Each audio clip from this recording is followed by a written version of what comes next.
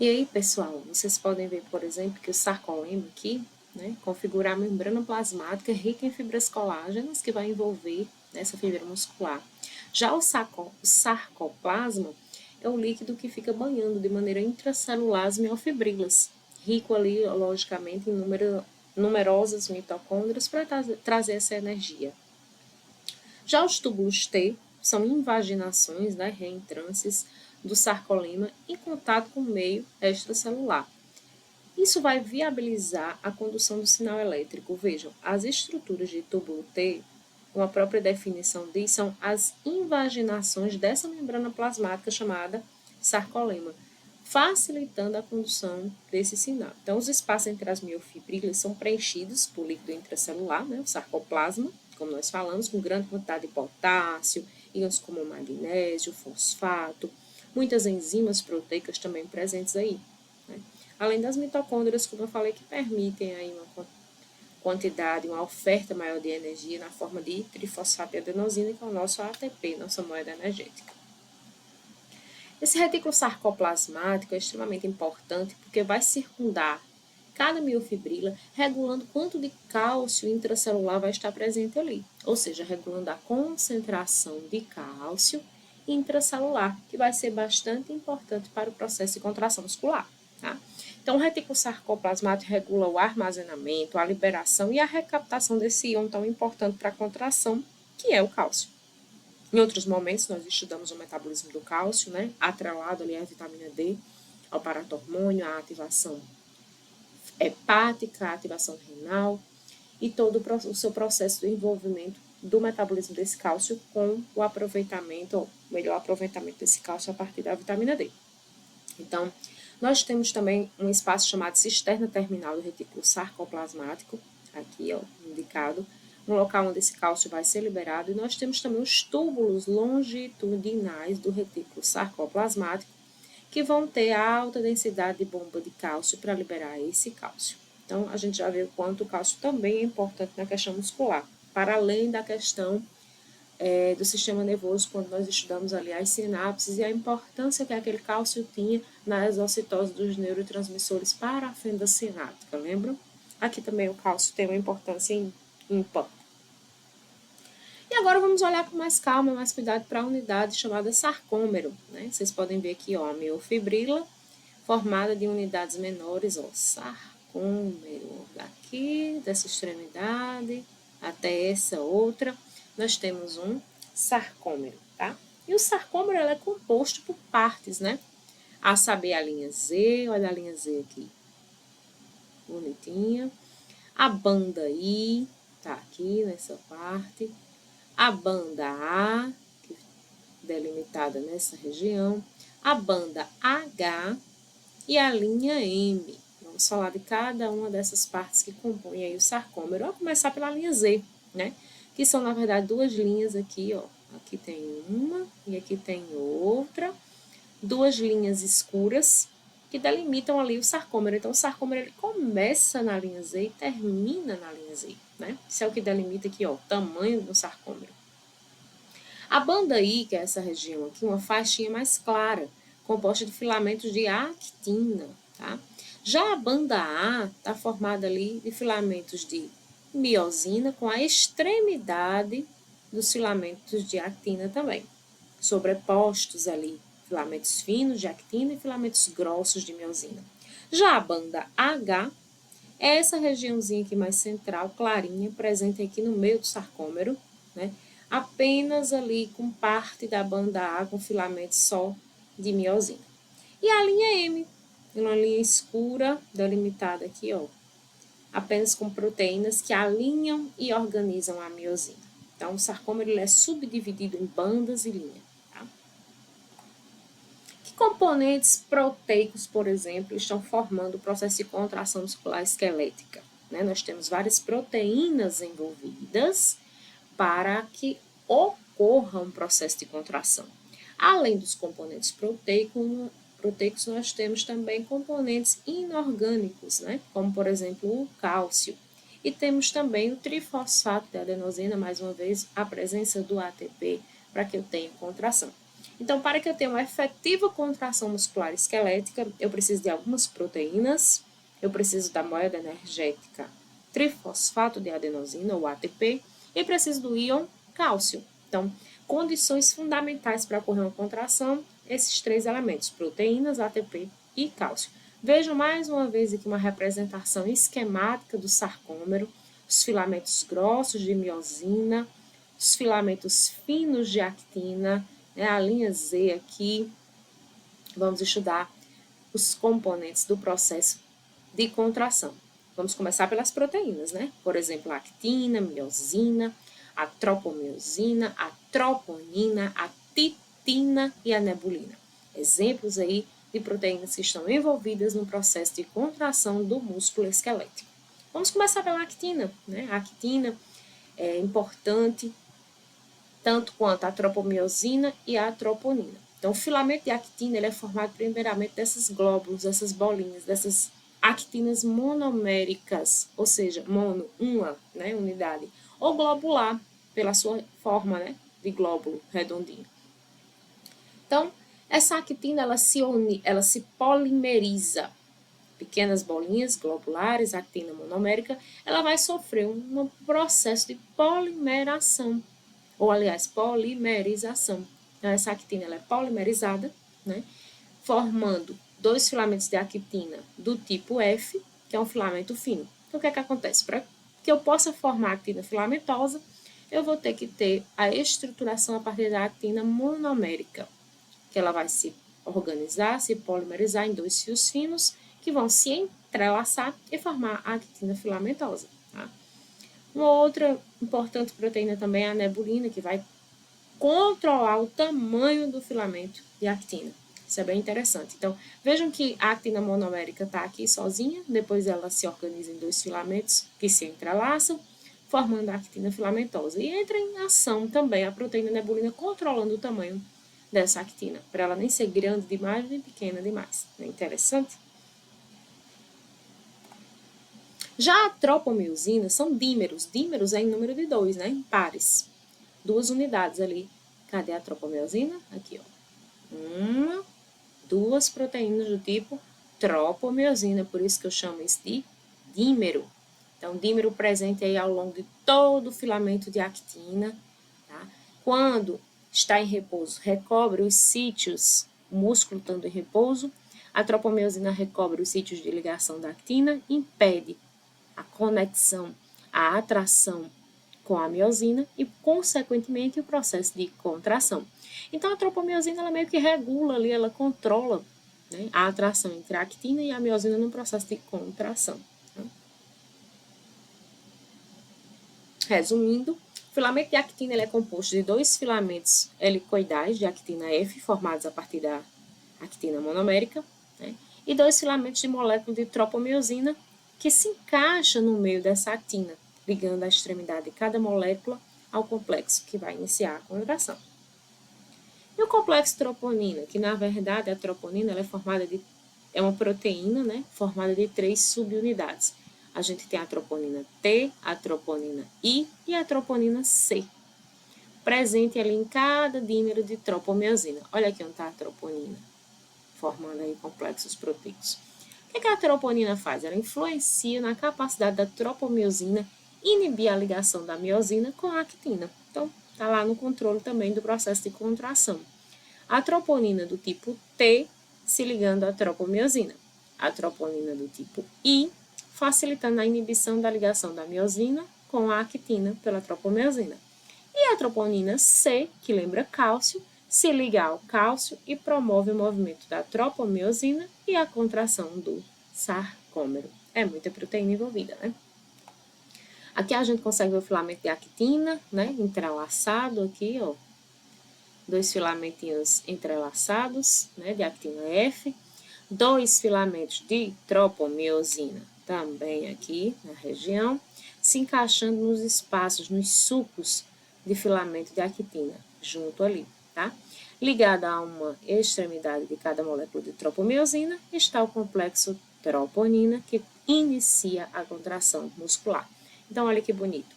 Aqui a gente tem o filamento de actina F, rosa claro, né, que na verdade é a união de dois filamentos de actina ali, que iniciou com a actina G, né? Lembrando aqui, ó, existia essa actina, ela se organizou, formou esse filamento. Esse filamento é essa torção rosa clara.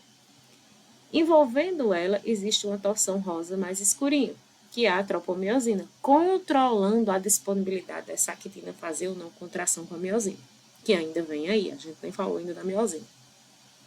E, além disso, a gente tem o complexo de troponina, que são 3 subunidades que nós acabamos de ver, a T, a I e a C, né, que está ali controlando o processo de contração. Daqui a pouco a gente vai entender isso melhor. E a titina, hein, gente? Olha a titina aqui, como se fosse uma molinha, né? Enquanto que a gente tem os filamentos de actina aqui e de miosina mais central. Então, a gente tem a actina aqui, ó. Outra actina aqui, actina aqui também, actina aqui também. Aqui no centro a gente tem os filamentos de miosina, né? Que são os grossos. E ancorando, nós temos uma grande proteína chamada titina, uma grande proteína elástica, que se estende da linha Z, olha aqui a linha Z, né? Até o centro do sarcômero, alinhando e ancorando os filamentos de miosina na linha Z. Tá? Uma extremidade está ancorada na linha Z, a outra extremidade está ancorada no filamento de miosina. Tá? Defeitos, professora, nesse tipo de proteína, na titina, pode levar a algumas distrofias musculares. Por quê, gente? Porque não ancora adequadamente os filamentos de miosina na linha Z. Tá? Então, tem também a sua importância. Para vocês terem ideia, cada molécula de titina tem um peso muscular de cerca de 3 milhões, o que faz com que ela seja a maior proteína do corpo, né? A maior molécula proteica do corpo. Também é um filamento muito flexível, justamente por ser um ponto de ancoragem. Tá? Filamentos de miosina, né? Contração a gente lembra só assim, actina, miosina, né? E vimos a actina monomérica, depois vimos que as subunidades da actina G monomérica, elas se unem e formam um filamento duplo ali de actina F, né, que é o que vai fazer parte da contração junto com outras proteínas. Porém, a miosina, ela é o carro-chefe aí no processo de contração, né? A miosina, ela é formada de 2 cadeias pesadas, aqui, ó, bonitinha, 2 cadeias pesadas aqui em alfa-hélice, com a cauda longa, né, e uma cabeça, 2 cabeças, na verdade, globulares. Então, nós temos 2 pares de cadeia leve que estão associados a uma cabeça globular. A região da cabeça é a que se liga à actina e tem uma atividade de ATPase. O que significa ATPase? Uma atividade enzimática de quebra de hidrólise de ATP, ou seja, de utilização de energia. Então, aqui a gente tem a cauda, toda essa estrutura aqui, gente, é a proteína miosina, responsável pelo processo de contração junto com a actina. Nós temos uma cauda com 2 cadeias pesadas entrelaçadas e temos ali as cadeias leves, né? 2 pares, como vocês podem ver, de cadeias leves. As cabeças da miosina, como vocês podem ver aqui, ó, a cabeça da miosina é ela que se liga na actina e ela que tem a atividade capaz de quebrar ATP, de utilizar esse ATP. Então, as cabeças da miosina, elas puxam os filamentos da actina no momento da contração. Então, quando há uma contração, as cabeças da miosina vão puxar os filamentos de actina e dessa maneira a banda H desaparece, porque há o quê? Uma contração. E a banda I vai se encurtar, tá? Então, quando estamos relaxados aqui, em relação à contração, nós temos a banda H presente e a banda I normal. Quando há uma contração, a banda H desaparece e a banda I encurta, num processo de contração.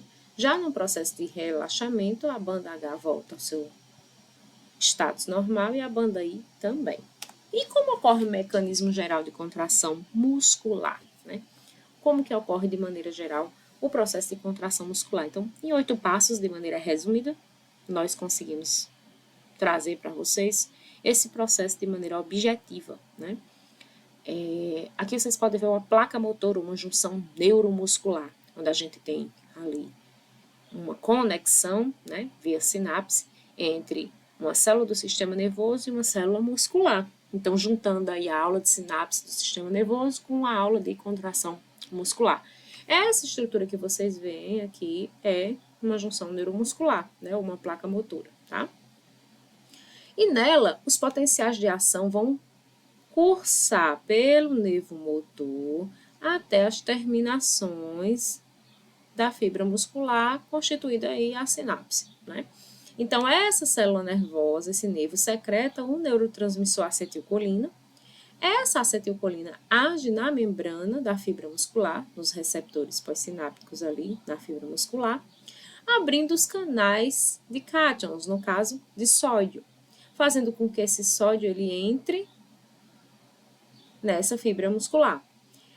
A entrada de sódio, como nós aprendemos no processo de despolarização, leva a célula a despolarizar, obviamente, e a propagar um potencial de ação. Lembram disso? Dessa maneira, a célula responde, a fibra muscular responde, liberando cálcio de dentro do seu retículo sarcoplasmático. Esse cálcio, uma vez liberado, ativa as forças atrativas entre actina e miosina, fazendo com que a cabeça da actina puxe a miosina num processo de deslizamento e a gente tenha a contração muscular esquelética acontecendo. E aí depois a bomba de cálcio da membrana bombeia esse cálcio de volta para dentro do retículo sarcoplasmático, encerrando esse processo de contração, levando ao relaxamento. Lembra que eu disse para vocês que quem não entende potencial de repouso e potencial de ação de célula não consegue compreender não só sinapse, como também contração muscular. Então, nós precisamos desse assunto para o resto de toda a fisiologia e farmacologia, consequentemente, tá? Então, de maneira geral, a contração muscular acontece dessa forma. Metade desses caminhos de mecanismo geral nós já tínhamos visto, né?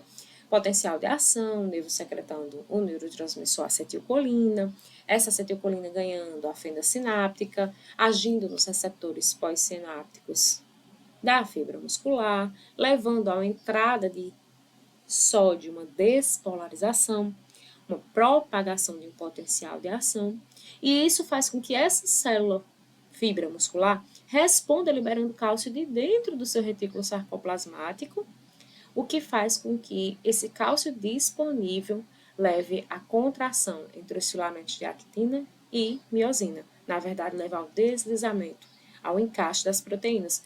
Resultado disso, contração muscular esquelética.